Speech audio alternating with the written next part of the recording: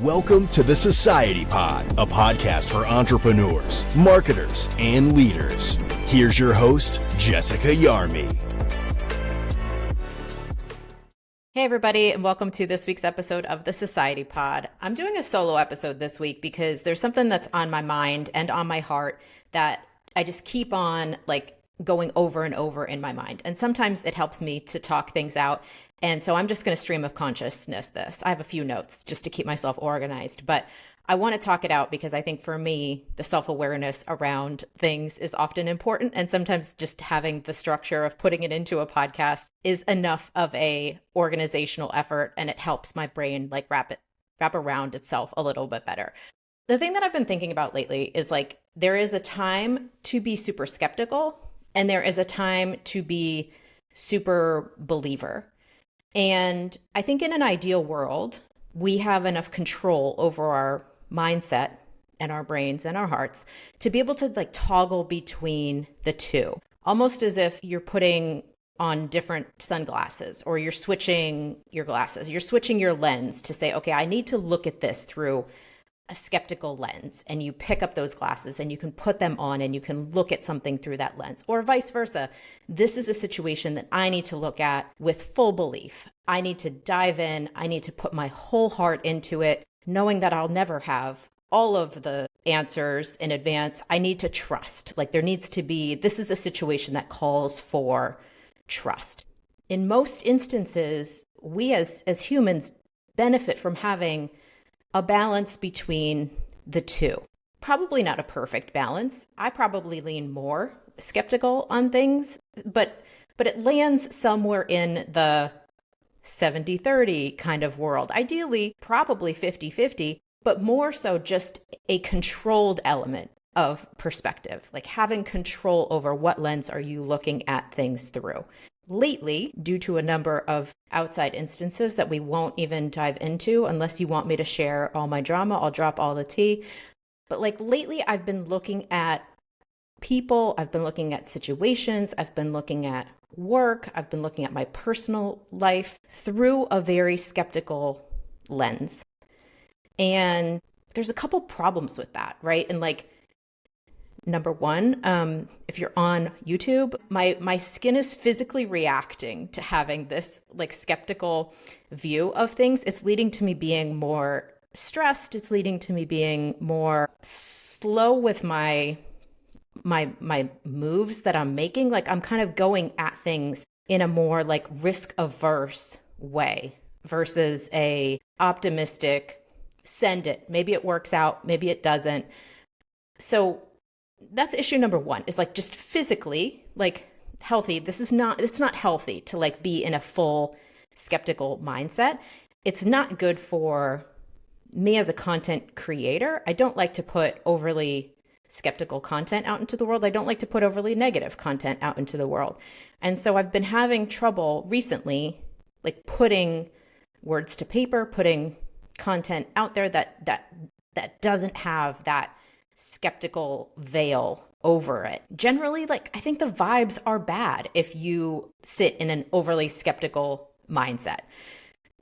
If you think about the people you love to be around, love to hang out with, and you think about are they more optimistic or are they more pessimistic? Are they more skeptical or are they more a true believer? You lean toward people who have that optimism and have that belief about them. And I think I've been sitting and acting from the opposite. I've been sitting and acting from a skeptical place, which is making me not fun to be around. And then I don't want to be around others. So it's an isolating state of mind. Second problem with the state of mind, as a leader, if you have a skeptical mindset, if you have a skeptical lens that you're looking at the world through, you're going to create a team that looks at their work through a skeptical lens, that looks at the world, the company through a skeptical lens. You're going to create a culture of skepticism. And that's not all bad. But again, you do have to have a balance between there are moments when your backs are going to be against the wall, where nothing seems to be going right. And you need to have an element of your culture that says, we're going for it. We're going to do it anyway. We're going to thrive through this. And sometimes that takes just full belief in mission. And maybe you have no evidence that you can actually make it happen, but you have to have that element of belief in self and belief in each other to pull that off. And so if you as a leader look at things through a skeptical lens, through a devil's advocate lens, like what's the worst thing that can happen? What's the ultimate negative scenario? If you're always looking at things through that lens, you might never take like the correct steps forward because you're almost stuck in like that analysis paralysis of trying to de-risk the whole situation. And truthfully, you're never going to be able to de-risk the whole situation. So this brings me to the third issue with being overly skeptical is you're going to miss opportunities if your perspective is overly skeptical, if you're overly cynical, if you step up to the plate of an opportunity and you have that element of like, this isn't going to go well, you're never going to have like your best swing from that mindset of like, this isn't going to go well. The mindset that you need is like, oh, heck yeah, I can hit this home run.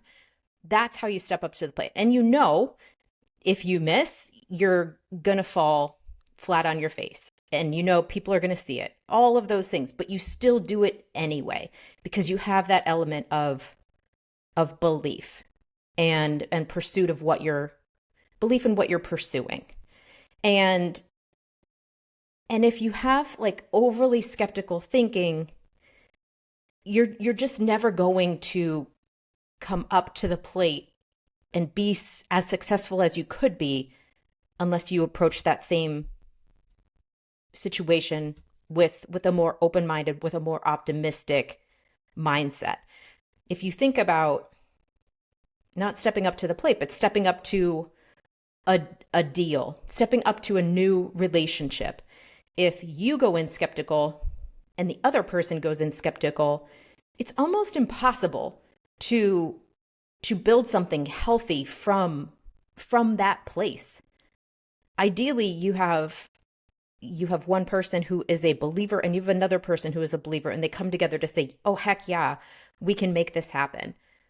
Like, think about like the best business partners. Like, there has to be that belief in each other, and there has to be that trust in, we're not going to always have all of the information, but we're going to move forward anyway. We believe in what we're doing to that extent.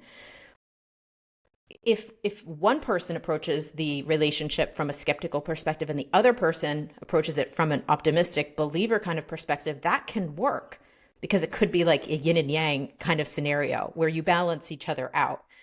But it almost is impossible to like have a foundation of trust when you have skepticism meeting skepticism.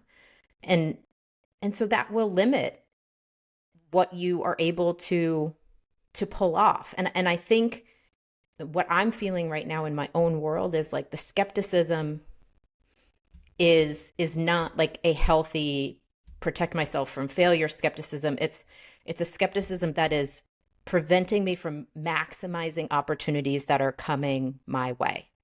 I'm going in a little bit too, not scared. Scared is not the right word, but just hesitant. Like, I have like the wall up to say like, I don't entirely trust you in this scenario. And that like goes back to a number of experiences that I've had like in my life recently, both from a business perspective and from a personal perspective. And I think the hard part is you want to have enough experience in your past to go into situations with the experience, with the things that you've learned. But at some point, you need to take the learnings forward and leave the trauma behind, leave the anger behind, leave the distrust behind, and take forward the positive in the learnings. So these are things that I'm working on in real time, and I'm just sharing it really to like talk it out. But there's 3 quotes that I've recently stumbled across. And it is funny that the universe kind of sends you messages exactly when you need them. And these three really fall into this exact topic. The first one is a Mike Tyson quote, of all people. Everybody you fight is not your enemy, and everybody who helps you is not your friend. And how often have you like sat around a conference room and just kind of like looked and thought, like, these people's intentions aren't pure? Or maybe you've had just, again, skepticism around, like, what are they trying to get out of me? What are they trying to take from me?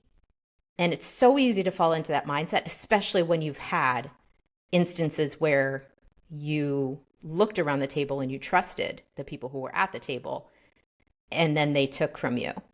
And so it's very easy to use that experience and pull that forward and say, all of these people are my enemies.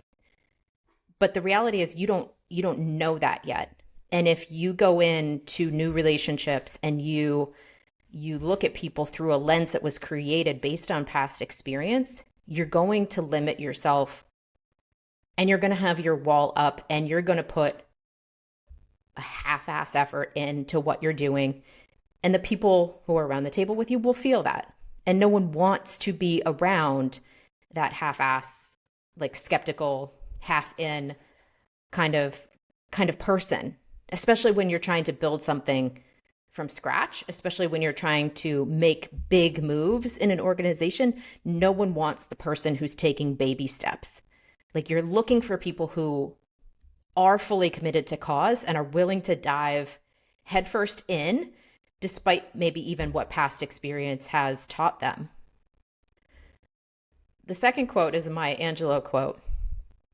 Have the courage to trust love one more time, and always one more time. The quote's more about love and like relationships, but it applies to partnerships. It applies to employee-employer relationships. It applies to your relationship with your boss. If you had a bad boss, all of us have had bad bosses. You have to leave that behind, and you have to give your next boss the benefit of the doubt in order to have a healthy working relationship going forward. Like, you need to pull the learning forward, you need to pull the experience forward, but you have to leave the personal wound behind. Like, you have to heal the personal wound of what wrongs you feel you were wronged by your old boss. You have to have the courage to go into a new relationship, personal or professional, and go into it with a blank slate. Go into it with the open mind of like, I know what I know from what has happened in the past, but like, let this person show me who they are. Let this person show me what they do and how they're going to function. And have the courage. It is a courageous thing. Have the courage to have that fresh start with people. And sometimes you also need to have the courage to move on from people. Like, I'll give people 2 chances. It's like the fool me once, shame on you, fool me twice, shame on me. There is no third time after that. Like, that's really how I work with my employees, because trust for me is so big. Like, I give everyone trust right out of the gate, and I have been burned once and forgiven. Burned twice. Now I'm out. Like, you can't, at that point, I lean so skeptical. Like, I'm not going to be able to work well with you going forward because I no longer trust you. And trust is huge, personally and professionally. The third quote. This is kind of related to the last one about having courage. Do you know that the harder thing to do and the right thing to do are usually the same thing? Nothing that has meaning is easy. I think like the way that I'm talking about this, it sounds really easy, but I'm also struggling with it right now. And so I know it's not easy. I know it's hard to move forward. I know it's hard to not have skepticism all the time of all people, especially when something negative has happened in the past, especially when your old boss treated you poorly. Like, it's so easy to carry wounds forward. It's so easy to carry past negative forward. What's harder is to specifically look through an optimistic lens and almost for every negative experience you have, find a counterexample positive experience. So partner screwed you over in a business deal. Who were all of the people who were helping you along that same journey? The easy thing to do is to sit and just focus on that negative and focus on how you were done so wrong. The hard thing to do is to focus on the good, to believe in the good, and to have gratitude about the good.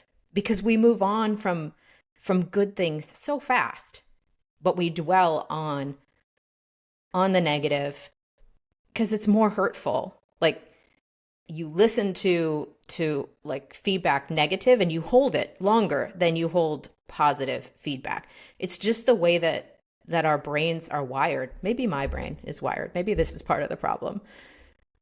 And so I think because we have this tendency to lean toward the negative, we almost need 5 good examples, 5 people that you're grateful for every one person that messes with you.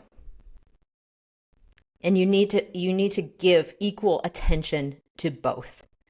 Because if you don't and you focus on the negative, you will lead from skepticism, you will speak from a place of negativity.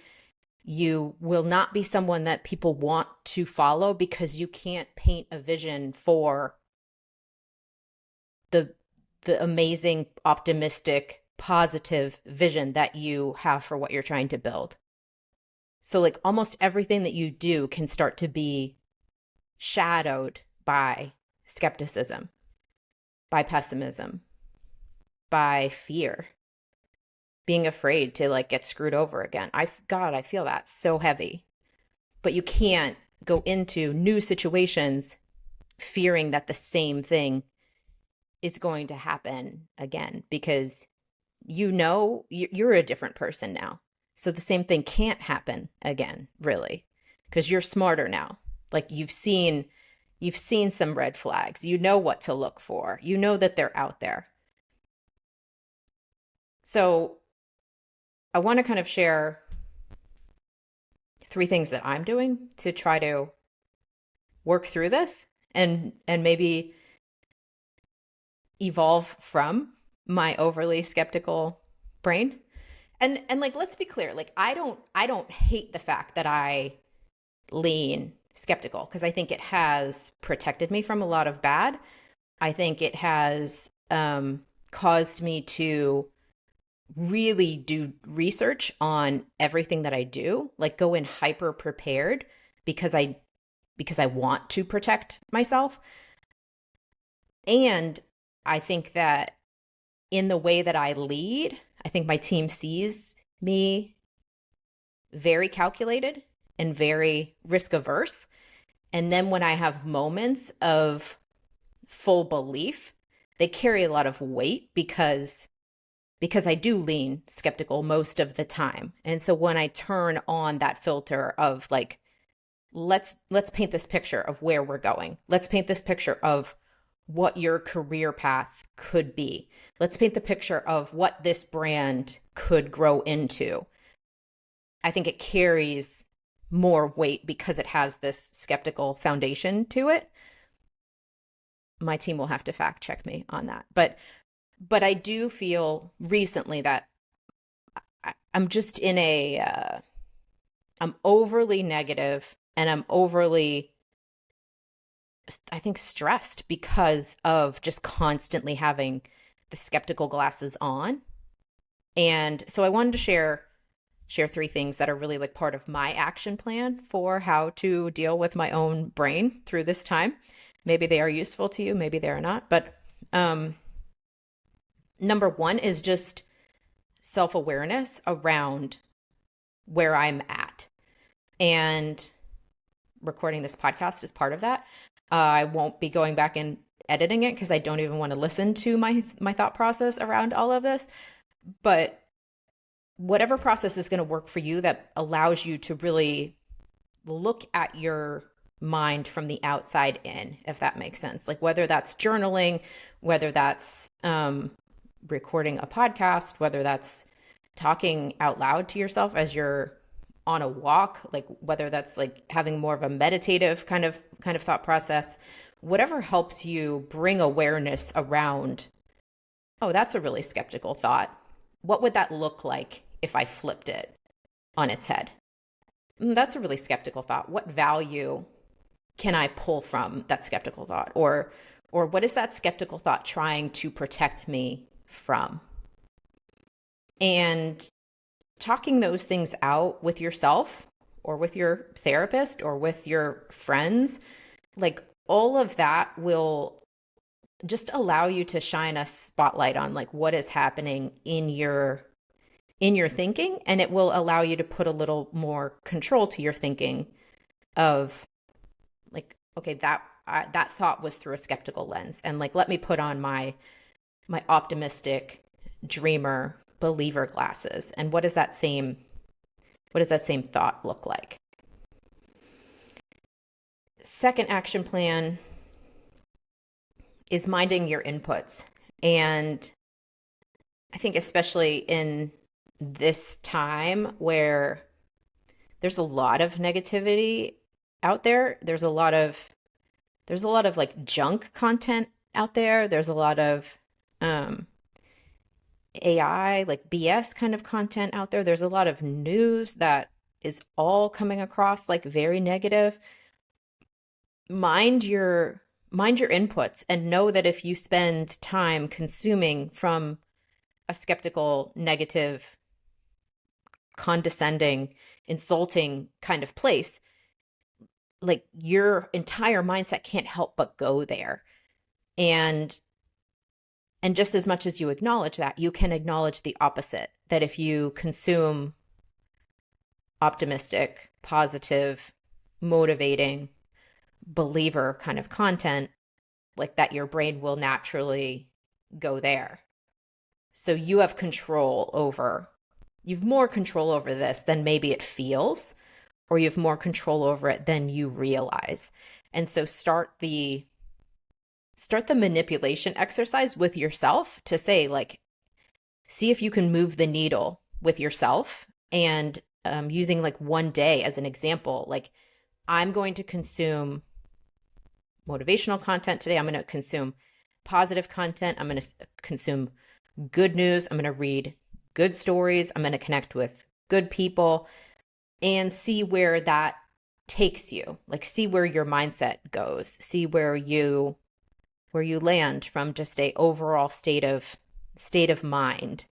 See what happens to your skin. Like maybe you stop breaking out when you have more of this like optimistic view of the world, view of the people in your world.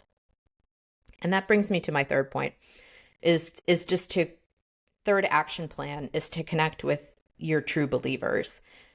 I've talked about true believers in the past, and the concept comes from the Christmas Chronicles, and it really is just such a precious like concept of like who even as adults like believes in Santa Claus. And like those are the kind of people that like you need the people in your world who believe in magic. You need the people in your world who will tell you to step up to the plate and swing. They'll cheer you on as you swing. You need the people who know that the odds are against what you're doing. But when you say I'm in, they're going to say like, "Oh, heck yeah, I'm in also." And if you don't have those people in your life, I would say the first step is to maybe become it for someone else. And I've not always been good at that, at like being the cheerleader, because I just live in the skepticism. But as I've gotten older in my career, I've had moments of being able to give my power to the next person and help them step up and help them shine and be that true believer in someone else. And And maybe going back to the example of like, how about for a day, just like consume good things? Like, how about for a day, be a true believer for other people?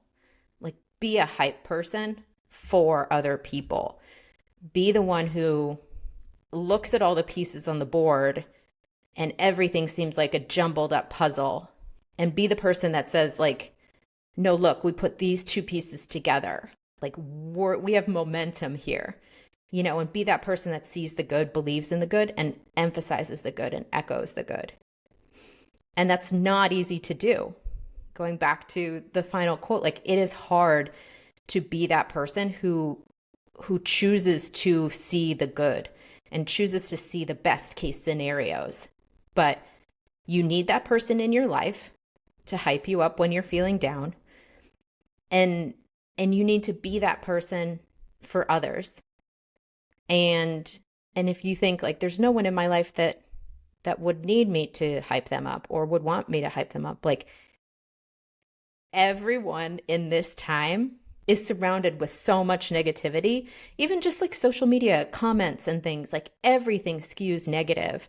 And so within that world, make the conscious choice to be the true believer. Make the conscious choice to say like, I see what you're doing and you are crushing it.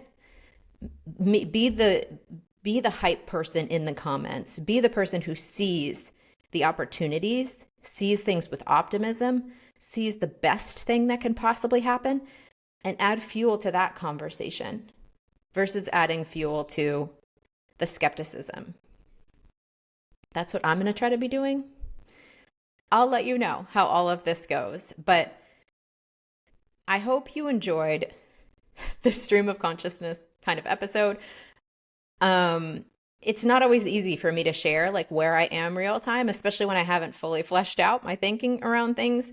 But I think especially for women, especially for women leaders, like we need to push each other to share and to pave the way for the next generation. So if this was at all interesting or if this was at all helpful, share this with someone who might be in a skeptical season. Share this with someone who recently got burned. Share this with someone whose heart got broken, whose business deal fell through. Like, share it with somebody who's on a low, because I think we need to be able to activate as a community to support each other through those times. And it's not always easy to showcase or to ask for help when you're in one of those times. It's not always easy to literally show when you're on a low.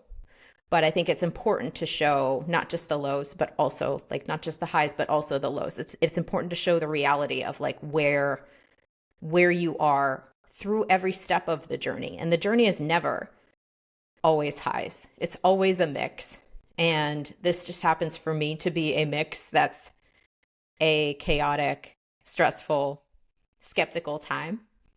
And I hope this was interesting for you guys. So like it, comment it. If you have tips for me on how I can work through this, please share them in the comments just so we can all learn and grow together. Thank you guys all so much for listening in. And I hope you tune in next week to next week's episode of the Society Pod. We hope you enjoyed this episode of the Society Pod.